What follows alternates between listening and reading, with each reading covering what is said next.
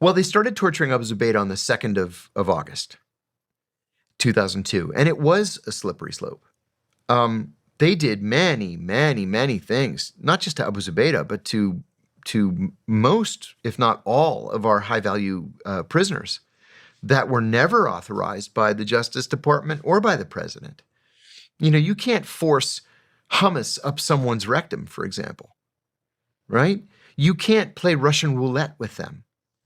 You can't, they learned Abu Zubaydah had an irrational fear of insects. And so they put him in a coffin and they dumped a box of cockroaches in there with him and then closed the coffin. And they left him in there for 10 days just with a diaper. You can't do that. Nobody told you you had permission to do something like that.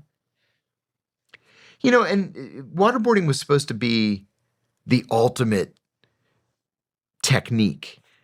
But there were a couple that were clearly worse than waterboarding. Sleep deprivation, right? We know from the American Psychological Association, which has done studies on this kind of thing, that people begin to go insane at 7 days with no sleep. They begin to die of organ failure with 9 days without sleep. The CIA was authorized to keep prisoners awake for 12 days. People died from sleep deprivation. Another one was something called the cold cell, where they strip the prisoner naked, they chain you to an eye bolt in the ceiling so that you can't sit or lay or get comfortable in any way. They chill your cell to 50 degrees Fahrenheit, and then every hour, somebody goes in and throws a bucket of ice water on you. We murdered 2 prisoners with that technique. That was never approved as a technique.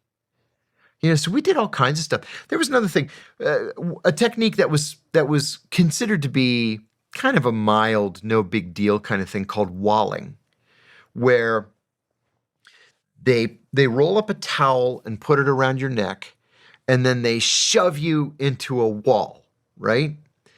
Well, the wall, it's a, what do you call it? Fiberboard. Piece of plywood, whatever. There's a little bit of give, and they have the towel so that you don't get whiplash. But they never used a towel. They never used anything around the neck. And it wasn't a plywood wall. It was a concrete block wall. And now we have, for example, Mohammed Attar, the nephew of Khalid Sheikh Mohammed, who was slammed so mercilessly against the wall that he's now brain damaged to the point where he can't participate in his own defense. Mm-hmm. They gave him permanent, lifelong brain damage. Where does it say you were authorized to do that? So it really was a slippery slope. And